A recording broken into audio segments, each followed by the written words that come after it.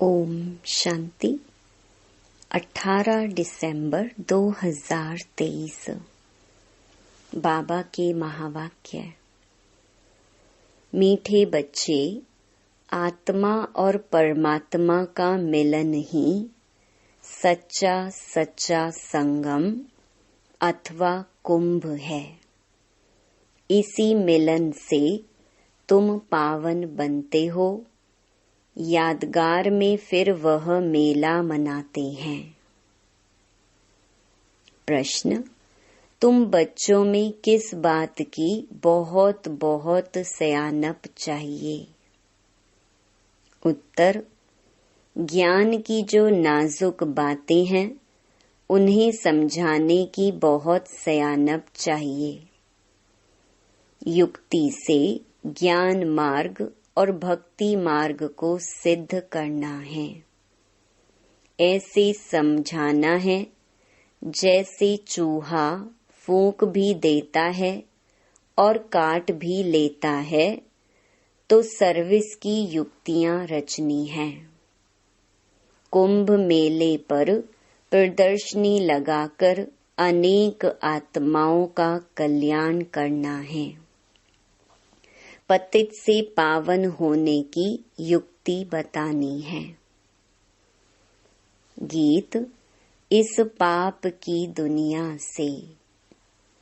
ओम शांति। बाप बैठ बच्चों को समझाते हैं। पाप की दुनिया को कलयुगी पतित भ्रष्टाचारी दुनिया कहा जाता है और फिर पुण्य की दुनिया को सतयुगी पावन श्रेष्ठाचारी दुनिया कहा जाता है। परम आत्मा ही आकर पुण्य आत्मा, पवित्र आत्मा अथवा पुण्य की दुनिया बनाते हैं। मनुष्य पुकारते हैं पतित पावन बाप को, क्योंकि खुद पावन नहीं है। अगर समझते पतित पावनी गंगा है व त्रिवेणी है, फिर पुकारते क्यों हैं कि हे पतित पावन आओ।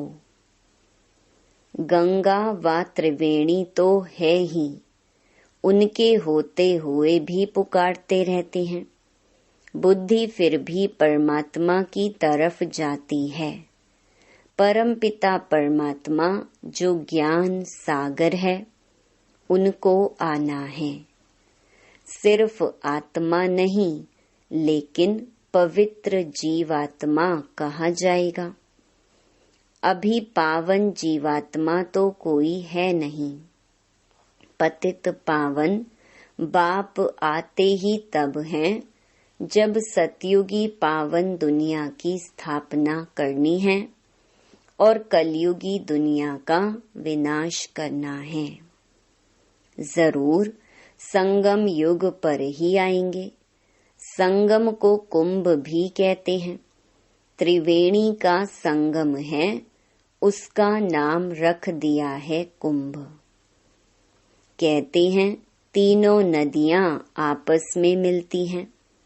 वास्तव में हैं दो नदियां। तीसरी नदी को गुप्त कह देते हैं। तो क्या इस कुंभ के मेले में पतित से पावन होंगे? पतित पावन को तो जरूर आना है। ज्ञान का सागर वह है। पतित दुनिया को पावन बनाना, कलयुग को सतयुग बनाना, यह तो परम पिता परमात्मा का ही काम है, ना कि मनुष्यों का। यह तो सब ब्लाइंड फेथ है। अब अंधों को लाठी चाहिए। तुम अब लाठी बने हो नंबरवार पुरुषार्थ अनुसार। लाठियां भी किस्म किस्म की होती हैं। कोई लाठी 100 रुपए की और कोई 2 रुपए की भी मिलती है। यहाँ भी सब नंबरवार हैं। कोई तो बहुत सर्विसेबल हैं। जब बीमार होते हैं तब सर्जन को बुलाना पड़ता है। अब यह है ही पतित दुनिया। तुम पावन बन रहे हो। कहा जाता है आत्मा परमात्मा अलग रहे बहुकाल। फिर जब परम पिता परमात्मा अनेक आत्माओं के बीच आते हैं तो उसको कहा जाता है संगम का कुंभ। मनुष्य कुंभ के मेले पर बहुत दान करते हैं। वह कमाई होगी साधु संतों को और गवर्नमेंट को। यहाँ तुमको तन मन धन सहित सब कुछ दान करना होता है पतित पावन बाप को। वह फिर तुमको भविष्य में स्वर्ग का मालिक बनाते हैं। वह नाम लेते हैं त्रिवेणी का और दान देते हैं साधु संतों को। वास्तव में संगम उसको कहेंगे जहाँ सब नदियाँ आकर सागर में मिले। वहाँ सागर तो है नहीं, यह तो नदियाँ आपस में मिलती हैं। नदियाँ और सागर के मिलन को ही सच्चा सच्चा मेला कहा जाता है। लेकिन यह भी ड्रामा में नोंद है।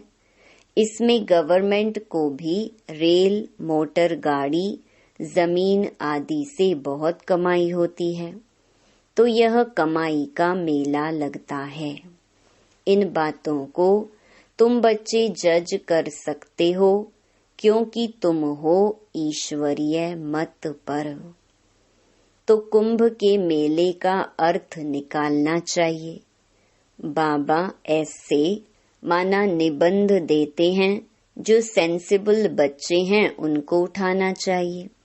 नंबर 1 सबसे सेंसिबल तो है मम्मा, फिर दूसरा है संजय, जिसको फिर बांटने के लिए पर्चे बनाने पड़े। यह त्रिवेणी पतित पावनी नहीं है। पतित पावन तो सर्व का सद्गति दाता एक शिव बाबा है। त्रिवेणी को तो सद्गति दाता नहीं कहेंगे। यह नदियाँ तो हैं ही, आने की बात नहीं। गाते हैं पतित पावन आओ, आकर पावन बनाओ। तो यह पर्चे निकालने चाहिए। बहनों भाइयों, क्या पतित पावन ज्ञान सागर परम पिता परमात्मा है या यह नदियाँ? यह तो सदैव है। परमात्मा को तो पुकारा जाता है आने के लिए। वास्तव में पतित पावन तो एक परमात्मा है। आत्माएं और परमात्मा अलग रहे बहुकाल। सुंदर मेला लग गया जब सतगुरु मिला दलाल। वही सतगुरु आकर सबको सद्गति दे वापस ले जाते हैं। ज्ञान स्नान तो वास्तव में परम पिता परमात्मा से करना चाहिए। पावन दुनिया की स्थापना परम पिता परमात्मा कराते हैं। तुम उसे जानते नहीं हो। भारत जब श्रेष्ठाचारी था तब उसमें देही अभिमानी देवताएं रहते थे। उसे शिवालय कहा जाता है। अब कुंभ पर जाकर बच्चों को प्रदर्शनी लगानी चाहिए समझाने के लिए। समझाना है पतित पावन एक बाप है।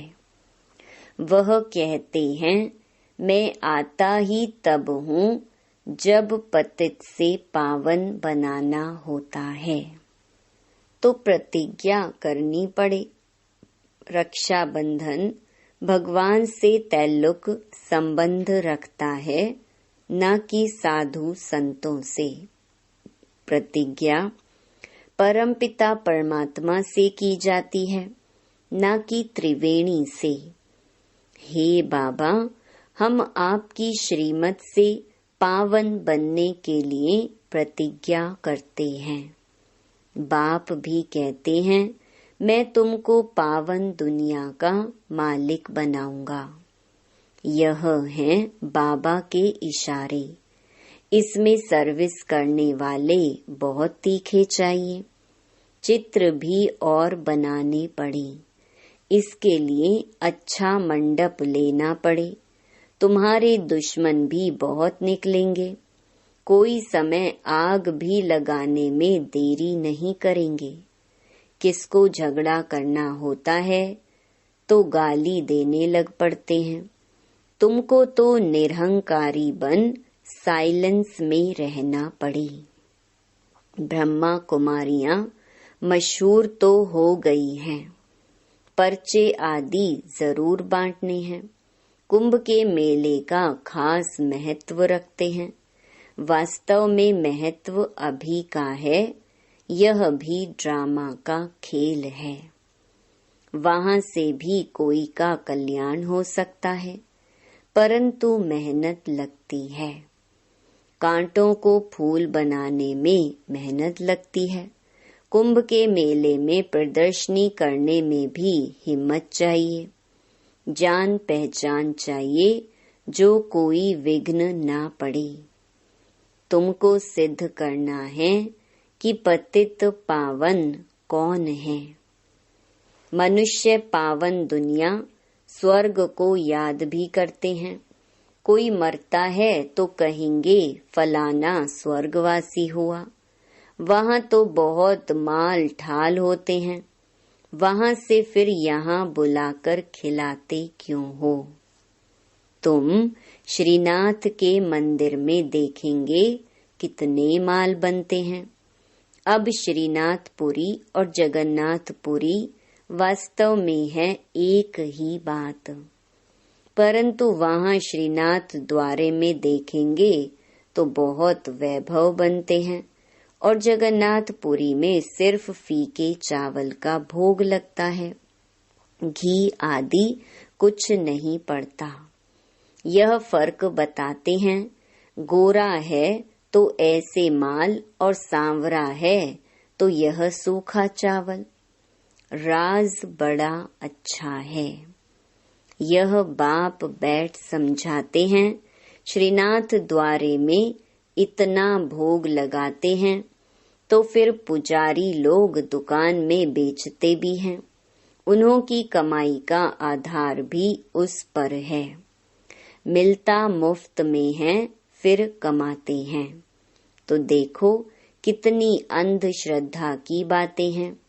यह है भक्ति मार्ग। ज्ञान मार्ग सद्गति मार्ग है।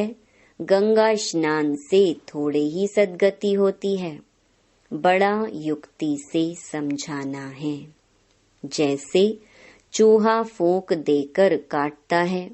बड़ी ही सियानप चाहिए समझने और फिर समझाने की। कितनी नाजुक बातें हैं। मनुष्य कहते हैं कि हे परम पिता परमात्मा, तुम्हारी गतमत तुम ही जानो।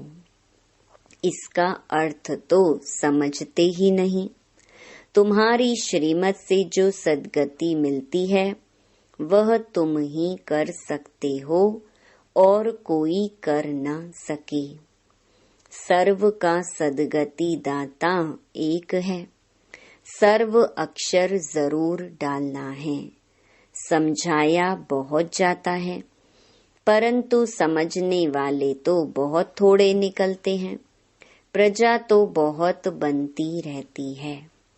मनुष्य खुदा के नाम पर बहुत दान पुण्य करते हैं तो एक जन्म के लिए फल मिल जाता है। यहाँ तो 21 जन्म के लिए मिलता है। ईश्वर अर्थ दान करने से ताकत मिलती है।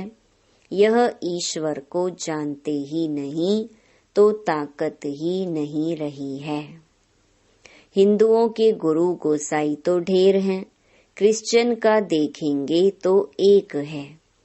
एक का कितना रिगार्ड है। रिलीजन इज माइट कहा जाता है। अभी तुमने रिलीजन को समझा है तो कितनी ताकत मिलती है।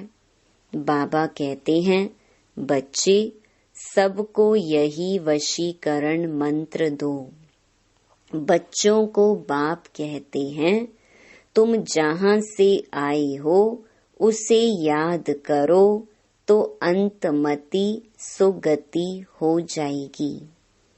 बाप को याद करने से ही पावन बन सकते हो, पाप दग्ध होंगे। बाप और वर्षे को याद करना है, जिससे सारा चक्र बुद्धि में आ जाता है। गृहस्थ व्यवहार में रहते देह के सर्व संबंधों से बुद्धि निकाल बाप के साथ जोड़ने का पुरुषार्थ करना है, जो फिर अंत समय भी वही याद पड़े। और कोई की याद पड़ी तो सजा खानी पड़ेगी और पद भी कम हो जाएगा। तो वास्तव में कुंभ कल्प के संगम को कहा जाता है, जब आत्माएं और परमात्मा मिलते हैं। परमात्मा ही आकर राजयोग सिखाते हैं, वह है पुनर्जन्म रहित। परंतु बच्चे भी समझते नहीं हैं। श्रीमत पर चलते नहीं तो बेड़ा पार कैसे हो। बेड़ा पार होना माना राजाई पद पाना। श्रीमत से ही राजाई मिलती है। श्रीमत पर नहीं चलते तो आखरीन खत्म हो जाते हैं। सजनियां साथ में वह चलेंगी जिसका दीपक जगा हुआ होगा।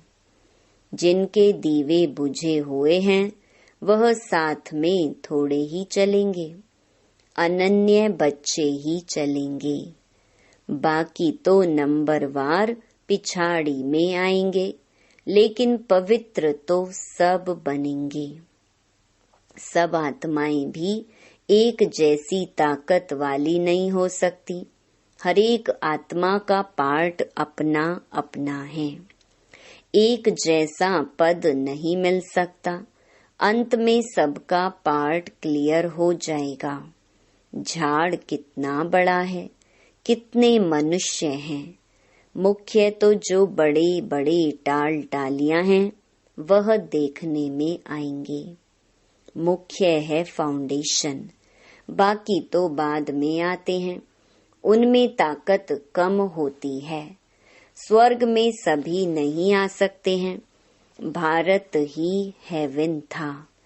ऐसे नहीं कि भारत के बदले जापान खंड हेवन हो जाएगा। ऐसे हो नहीं सकता। अच्छा, मीठे मीठे बाप दादा व मात पिता के लाडले सिकी लधे ज्ञान सितारे बच्चों को याद प्यार और गुड मॉर्निंग। रूहानी बाप की रूहानी बच्चों को नमस्ते। रात्रि क्लास 24 अप्रैल 1968। बच्चों को समझाया गया है और धर्म स्थापक कोई सभी का कल्याण नहीं कर सकते हैं। वह आते हैं, सभी को ले आते हैं। जो लिबरेट कर गाइड करते हैं उनका ही गायन है। वह भारत में ही आते हैं, तो भारत सभी से ऊंच देश ठहरा। भारत की बहुत महिमा करनी है। बाप ही आकर सर्व की सद्गति करते हैं, तब ही शांति होती है। विश्व में शांति थी सृष्टि के आदि में। स्वर्ग में एक धर्म था, अभी अनेक धर्म हैं। बाप ही आकर शांति स्थापन करते हैं, कल्प पहले मिसल करते हैं। तुम बच्चों को ज्ञान मिला है तो विचार सागर मंथन चलता है, और तो कोई का चलता ही नहीं है।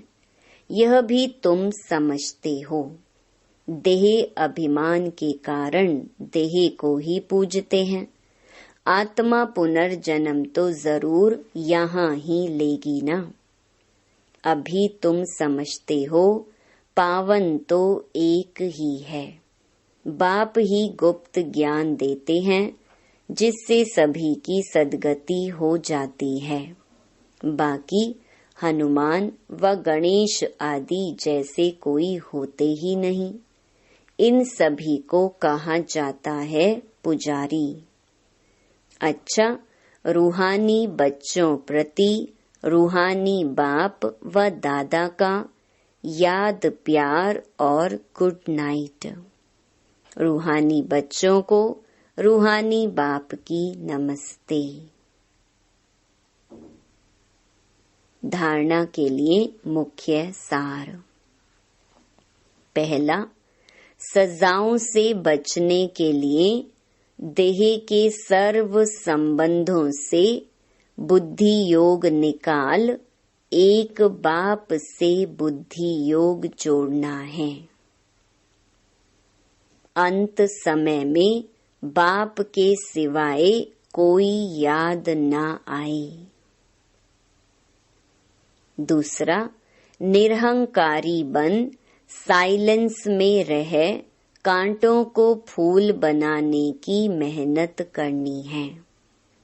श्रीमत पर अंधों की लाठी बनना है। पावन बन पावन बनाना है। वरदान, समर्थ संकल्पों द्वारा जमा का खाता बढ़ाने वाले होली हंस भव। जैसे हंस कंकड़ और रतन को अलग करते हैं, ऐसे आप होली हंस अर्थात समर्थ और व्यर्थ को परखने वाले। जैसे हंस कभी कंकड़ को चुग नहीं सकते, अलग करके रख देते, छोड़ देते, ग्रहण नहीं करते, ऐसे आप होली हंस व्यर्थ को छोड़ समर्थ संकल्पों को धारण करते हो। व्यर्थ तो बहुत समय सुना, बोला, किया, लेकिन उसके परिणाम में सब कुछ गंवाया। अब गंवाने वाले नहीं, जमा का खाता बढ़ाने वाले हो। स्लोगन, स्वयं को ईश्वरीय मर्यादाओं के कंगन में बांध लो तो सर्व बंधन समाप्त हो जाएंगे। ओम शांति।